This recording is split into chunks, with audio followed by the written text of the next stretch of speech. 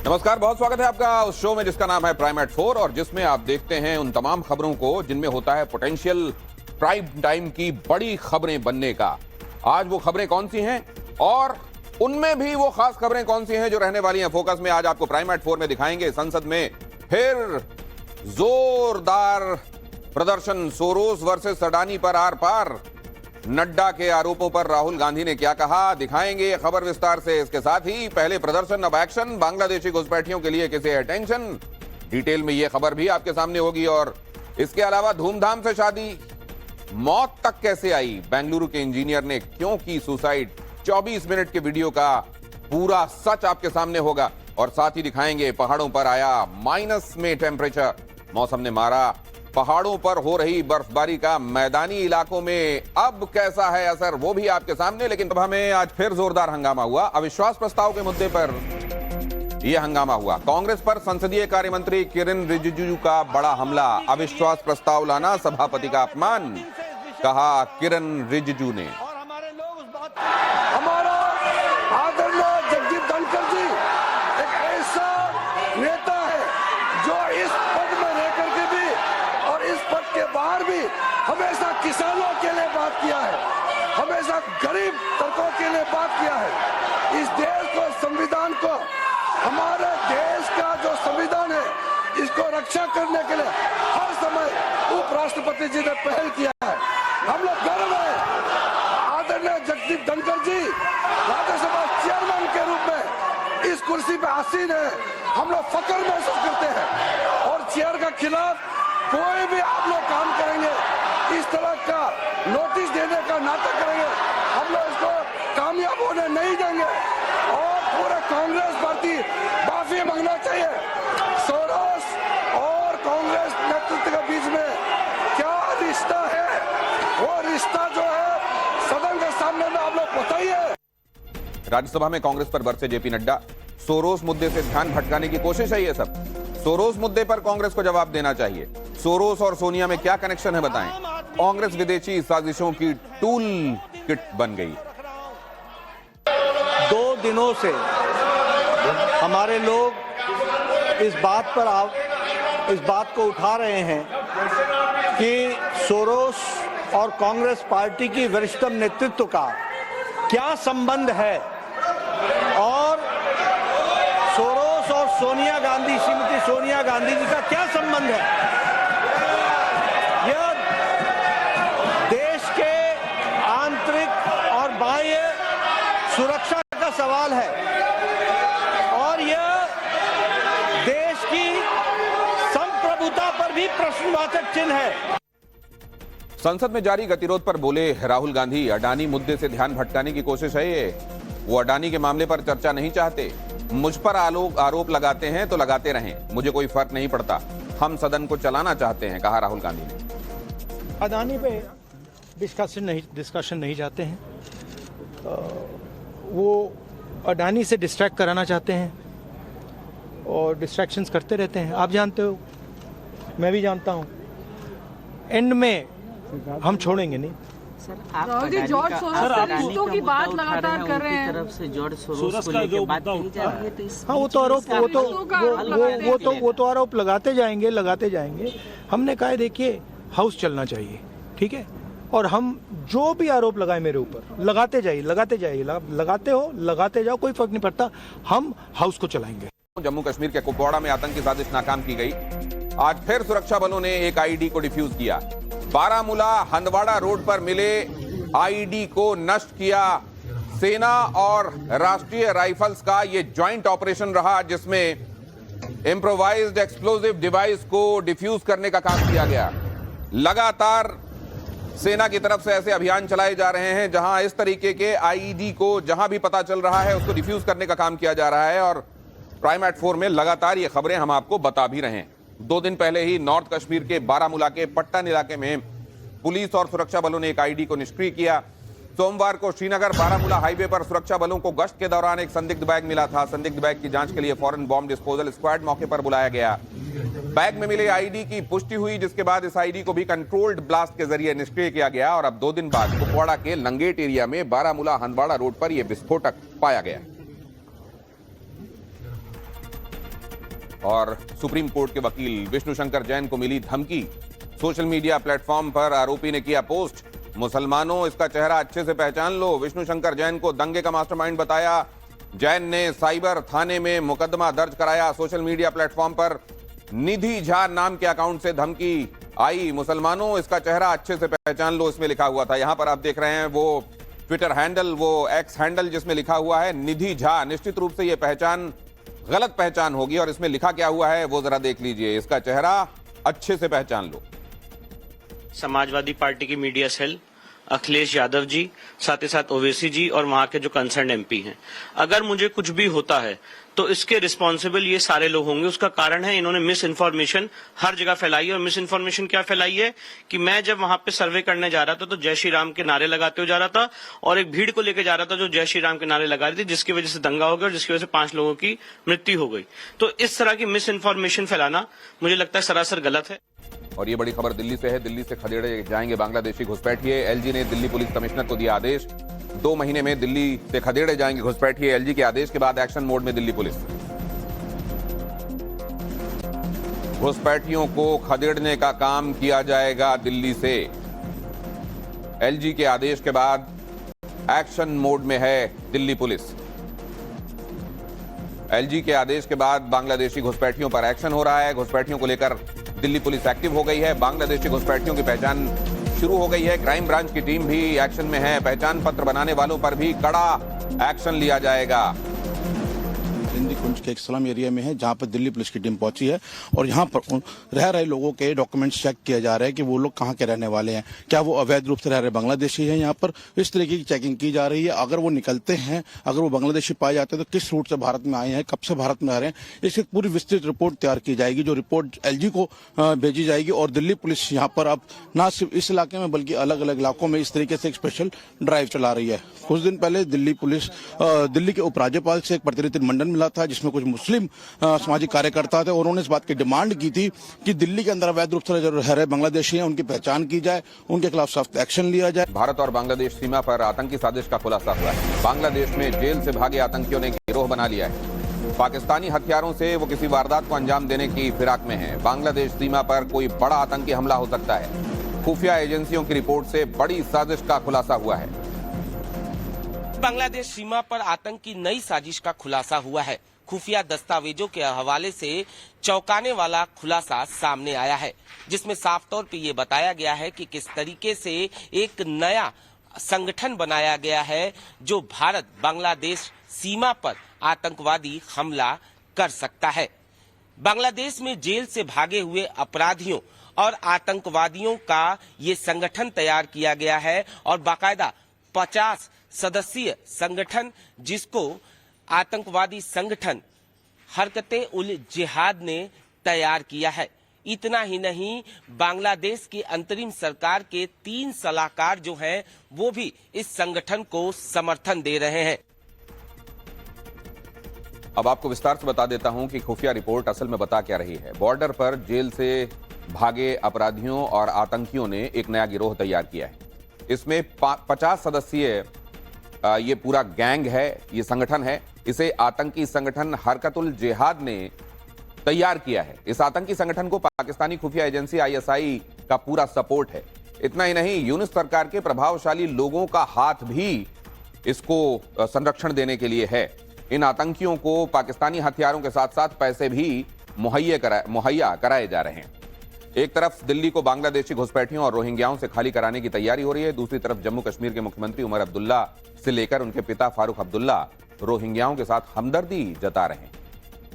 वो government of India ने यहाँ पे रेफ्यूजीज भेजे हैं, हमने नहीं लाया, उन्होंने यहाँ बसाया है और हमारा फर्ज है जब तक वो यहाँ हमारे पास हैं, रेफ्यूजीज हैं, उनको पानी और बिजली देनी चाहिए। उनको लेके एक ह्यूमैनिटेरियन इशू है। मरकजी हुकूमत ये तय करे कि उनके लिए करना क्या है। अगर उन्हें वापस भेजना है तो वापस भेजिए, अगर भेज सकते हो तो भेजिए, अगर नहीं भेज सकते हो तो फाका उनको यहां मार तो नहीं सकते हो ना, या ठंड से उनको मार नहीं सकते हो। गवर्नमेंट ऑफ इंडिया ये बताए कि इनके साथ करना क्या है। जब तक वो यहाँ पे हैं तब तक तो उनका थोड़ा बहुत तो देखभाल आपको करना होगा। अतुल सुभाष के सुसाइड से जुड़ी ये बड़ी खबर देखिए। जौनपुर में निकिता सिंघानिया के घर पहुंची पुलिस। निकिता के घर के बाहर सुरक्षा बढ़ाई गई। पुलिस निकिता के परिवार से पूछताछ कर सकती है। निकिता सिंघानिया के घर सुरक्षा बढ़ा दी गई है। यह समझा जा रहा है कि पुलिस यहां पूछताछ कर सकती है और साथ में सुरक्षा इसलिए बढ़ाई गई है क्योंकि देखा जा रहा है कि पूरे देश में ही अतुल सुभाष के केस के बाद अतुल के साथ लोगों की बहुत ज्यादा हमदर्दी है। ऐसे में इनके परिवार के ऊपर कोई गुस्सा होकर कोई कदम ना उठा ले, इसलिए ये तमाम एहतियात बरती जा रही है। बिल्कुल, देखिए ये पुलिस इस वक्त निकिता के घर पे पहुंची हुई है और उनका ये कहना है कि चूंकि कानून व्यवस्था की स्थिति को बनाए रखना इनके लिए चुनौती है और यही कारण है कि अब जो पुलिस की मुस्तैदी है वो यहाँ पर बढ़ा दी गई है और पुलिस के जो अधिकारी हैं, इसके अलावा जो लोकल एसएचओ हैं वो यहाँ पर पहुंचे हुए हैं। हालांकि उनका ये कहना है कि उनका अभी निकिता के परिवार से किसी तरीके का संपर्क नहीं हो पाया। देखिए, हम तस्वीर आपको दिखाने की कोशिश कर रहे हैं कि देखिए इस वक्त किस तरीके से यहाँ पर अब सुरक्षा व्यवस्था बढ़ाई जा रही है और माना यह जा रहा है कि देर रात तक निकिता के परिवार के जो लोग हैं, यानी जो अतुल के ससुराल के लोग हैं जिनके खिलाफ ये मुकदमा दर्ज कराया गया है, उनकी भी गिरफ्तारी हो सकती है। और आपको बता दें कि अतुल सुभाष बेंगलुरु में एक कंपनी में एआई इंजीनियर। 9 दिसंबर को उन्होंने खुदकुशी कर ली। सुसाइड करने से पहले उन्होंने लगभग 80 मिनट का एक वीडियो पोस्ट किया। 24 पन्नों का सुसाइड नोट भी छोड़ा। इसमें उन्होंने अपनी पत्नी निकिता सिंघानिया और उसके परिवार वालों पर झूठे केस दायर करके प्रताड़ित करने का आरोप लगाया। अतुल ने अपनी मौत के लिए पत्नी निकिता सिंघानिया, सास, साले और चचेरे ससुर को जिम्मेदार ठहराया है। सुसाइड नोट में जौनपुर की फैमिली कोर्ट की जज रीता कौशिक पर सेटलमेंट कराने के बदले 5 लाख रुपए की रिश्वत मांगने का आरोप भी है। जाते जाते उसने अपने परिवार वालों को एक मैसेज भी दिया है। मैं अपने माँ बाप और भाई को बोलूंगा कि बिना किसी कैमरे के मेरी पत्नी या उसकी माँ या उसके किसी भी फैमिली मेंबर से बिना कैमरा पब्लिक प्लेस के ना मिले। आप पर रेप केस भी लगाया जा सकता है, कोई भी केस लगाया जा सकता है। तो बहुत ध्यान से अगर किसी भी बात के लिए मिले तो पब्लिक प्लेस पे मिले। बाकी और औरतें होनी चाहिए हमारी तरफ से जो टेस्टिफाई कर सके कि कुछ गलत नहीं हुआ है। कैमरा होना चाहिए तभी मिले। दूसरा कि मेरे मरे हुए शरीर के आसपास मेरी पत्नी या उसका परिवार की तरफ से कोई नहीं आना चाहिए। तीसरा, मेरा अस्थि विसर्जन तब तक नहीं होना चाहिए जब तक मेरे हरासर्स को पनिशमेंट नहीं मिलता है। और इस पूरे मामले को लेकर निकिता के ताऊ ने क्या कहा है, देखिए। हमारा परिवार कोई दोषी नहीं है, इसके लिए कोर्ट में ये केस चल रहा है। अब कोर्ट जो जजमेंट करेगा। जो सुभाष जो आरोप लगा रहे हैं, सुभाष जो आरोप लगाने सारा निराधार है। जो निकिता है वो बाहर है, वो जब आ जाएगी तो सारी हर चीज़ का जवाब देगी। हर चीज़ जितनी भी उन्होंने ब्लेम लगाया सारे सब चीज़ का एक्सक्यूज है उसके पास में। अतुल की पत्नी निकिता के भाई से हमारे संवाददाता संदीप पवार ने फोन पर बात की और आरोपों पर उनका पक्ष जानने की कोशिश की। क्या कहा अनुराग सिंघानिया ने, सुनिए। और अपने समय से आएंगे, अपने सबूतों के साथ आएंगे। लेकिन सर आपको ये तो पता है, इतना मीडिया में बज़ हो गया है, उनका वीडियो दिख रहा है, सुसाइड नोट में आपके बारे में लिखा गया है, इवन एफआईआर कॉपी में भी आपका नाम है। उसके बाद भी अगर आप लोग सामने नहीं आ रहे हैं और आपका वकील भी सामने नहीं आ रहा है, सवाल आपसे भी पूछे जाएंगे ही। फिर बस मैं इतना कह रहा हूँ, आपका वर्जन क्या रहेगा इस चीज़ में जो भी अभी हुआ है? वो जब वर्जन जब देना होगा तब दे दिया जाएगा, ठीक है। फिर भी कब मैं कह रहा हूँ कि जो है अगर एफआईआर हुई है तो पुलिस से हम बात कर लेंगे उस बारे में। अच्छा, फिर भी कुछ जो आप इसके बारे में बोलेंगे, जो पैसों की बात की जा रही है आपसे कि 3 करोड़ रुपए मांगे गए सेटलमेंट के लिए, जज को आप लोगों ने सबूत दिया जाएगा भाई साहब। तो आपका क्या कहना है अभी इसमें आपका अभी क्या कहना है? मैं यही कहना है कि सब चीज का सबूत विद प्रूफ बात होगी और कोई बात नहीं होगी, ठीक है। नहीं, प्रूफ तो है, आप हाँ कह रहे हैं, ना कह रहे हैं। करूंगा तो विद प्रूफ बात करूंगा, अदरवाइज मैं नहीं करूंगा। नहीं, मैं इतना प्रूफ आपके पास होगा, लेकिन अभी आप क्या कहना चाहते हैं? तो 3 करोड़ की बात हो रही है, वो कह रहे हैं। मेरा अभी यही है कि जब मैं प्रूफ लेकर के आपके पास खुद आऊंगा कि भैया ये है मेरा स्टैंड, और तब बात करिएगा। प्रूफ तो आपके पास, तब आप मुझसे सवाल पूछिए। प्रूफ अभी आपके पास, ठीक है। अभी मेरा स्टैंड सिर्फ इतना है कि मैं वो जो भी 3.5 साल में जो भी सारी चीजें हुई हैं मैं उसको एक साथ कलेक्ट करूंगा। उसमें कौन सा केस क्या था, क्या नहीं था, क्या सच है, क्या झूठ है, हर चीज में हम अपनी तरफ से आपके सामने रखेंगे, लेकिन उसके लिए हमको समय चाहिए, ठीक है। निकिता के भाई का दावा है कि उसके पास सबूत हैं। फिलहाल किसके पास क्या सबूत हैं ये पुलिस देखेगी, लेकिन अतुल ने सुसाइड से पहले अपनी आखिरी इच्छा के बारे में क्या कहा था, सुनिए। मेरी कुछ आखिरी इच्छाएं जो हैं ये हैं, ज्यादा मुझे उम्मीद तो नहीं है, लेकिन अभी भी मैं अपनी वाइफ को बोलूंगा कि उसमें तो कोई वैल्यू नहीं है, मेरी वाइफ में खुद, तो मेरे बच्चे को क्या ही बड़ा करेगी वैल्यू के साथ। मेरे पेरेंट्स को मेरा बच्चा दे रहे, वो उसको बेटर वैल्यू के साथ बड़ा करेंगे। और I think she should have done it with me, she should have given the child to me, but मुझे बच्चे से अलग रख के दुख पहुंचाने के लिए उसने किया है, जबकि उसे भी पता है वो बच्चे को रेज करने में अक्षम है। खुद ही बोली कि मैं बच्चे के परवरिश के लिए पैसे भी नहीं है अगर तुम्हारे पास, तो हमें दे दो बच्चा, हमें मेरा आखिरी अंश है, मेरे माँ बाप को दे दो, वो बहुत नाजों से पालेंगे उसे। और मेरा भाई एक बहुत अच्छा आदमी है, वो भी पालेगा उसे, बट मुझे ज्यादा उम्मीद नहीं है इसकी। और इस बीच दिल्ली चुनाव से जुड़ी ये खबर देखिए। दिल्ली में अकेले चुनाव लड़ेगी आम आदमी पार्टी। अरविंद केजरीवाल का सोशल मीडिया पर पोस्ट, एक्स पर लिखा, दिल्ली में अपने बलबूते चुनाव लड़ेंगे। आने वाला दिल्ली चुनाव आम आदमी पार्टी अपने संगठन की ताकत और अपने राजनीतिक बलबूते पे लड़ेगी। किसी प्रकार का कोई गठबंधन का सवाल ही पैदा नहीं होता। ये जो खबरें हैं कि क्या आम आदमी पार्टी और कांग्रेस के बीच गठबंधन हो सकता है, होने जा रहा है, अन्य प्रकार की खबरें, ये पूरी तरीके से निराधार हैं। आम आदमी पार्टी पिछले 3 दिल्ली चुनाव लगातार अपने बलबूते लड़ती आई है, जीतती आई है, सरकार बनाती आई है और सरकार चलाती आई है अपने बलबूते। जम्मू और कश्मीर से बड़ी खबर है। उमर अब्दुल्ला सरकार का बड़ा फैसला आया है। अनुच्छेद 370 के बाद आरक्षण नियमों की समीक्षा करेगी। अनुच्छेद 370 के बाद आरक्षण के नियमों की समीक्षा करेगी सरकार। आरक्षण नियमों की जांच के लिए 3 मंत्रियों की कमेटी बनाई गई। केंद्र सरकार के दिए आरक्षण के नियमों की समीक्षा की जाएगी। राजस्थान के दौसा से बड़ी खबर है। दौसा में कभी भी अब बोरवेल से बाहर आ सकता है आर्यन, ये खबर आ रही है। 50 घंटे से 150 फुट नीचे बोरवेल में फंसा हुआ है आर्यन।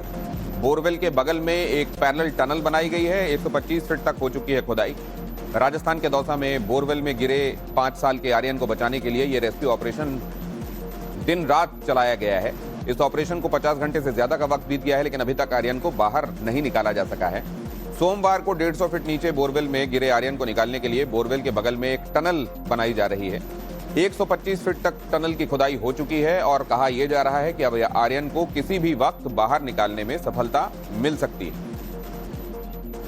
अभी आर्यन की हालत कैसी है, पूरा देश उसके लिए प्रार्थना कर रहा है, ये आपको बता देता हूं। जिला कलेक्टर के मुताबिक आर्यन बेहोशी की स्थिति में अभी है। स्वास्थ्य के बारे में और ज्यादा जानकारी जाहिर है नहीं मिल पा रही है। गतिविधियों को दर्ज करने में गहराई की वजह से तमाम इक्विपमेंट्स को यूज करने के बावजूद दिक्कत आ रही है। आर्यन की सीसीटीवी से निगरानी हो रही है। करीब 150 फीट पर आर्यन अटका हुआ है और उम्मीद है कि कुछ देर बाद उसे बाहर निकाल लिया जाएगा। और अब खबर मध्य प्रदेश की राजधानी से। भोपाल में गीता जयंती पर वर्ल्ड रिकॉर्ड बना। 5000 आचार्यों ने एक साथ पाठ किया। Guinness book of world record में नाम इसका दर्ज हुआ।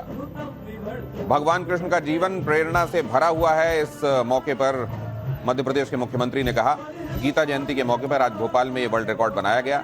सीएम मोहन यादव की मौजूदगी में 5000 से ज्यादा आचार्यों ने गीता का पाठ किया और पाठ के बाद Guinness book of world record की तरफ से सीएम मोहन यादव को सर्टिफिकेट भी सौंपा गया। भोपाल के मोतीलाल नेहरू स्टेडियम में पहली बार एक साथ 5000 आचार्यों ने गीता के 3रे अध्याय कर्मयोग का सस्वर पाठ किया।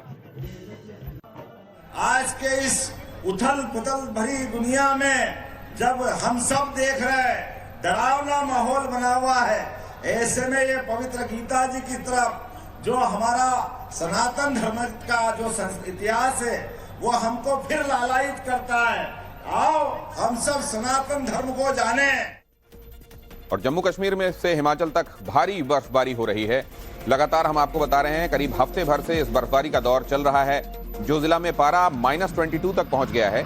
पहाड़ों में बर्फबारी की वजह से मैदानों में भी ठिठुरन बढ़ गई है। खासतौर से हिमालय के करीब जो इलाके हैं जिसमें दिल्ली भी शामिल है, यहां ठिठुरन बढ़ गई है। 17 दिसंबर तक कड़ाके की ठंड और धुंध का अलर्ट भी साउंड कर दिया गया है। पहाड़ों में इस वक्त बहुत ज्यादा बर्फबारी है। जम्मू कश्मीर में 9 ऐसी जगहें आइडेंटिफाई की गई हैं जहां पारा नेगेटिव में, माइनस में चला गया है। जो जिला में पारा -22 पहुंच गया, जैसा मैंने आपको बताया, इस बर्फबारी की वजह से पहाड़ों में ठिठुरन बहुत बढ़ गई है। मौसम विभाग ने 17 दिसंबर तक कड़ाके की ठंड और धुंध का अलर्ट जारी किया है। पहाड़ों में हालात क्या हैं, देखिए।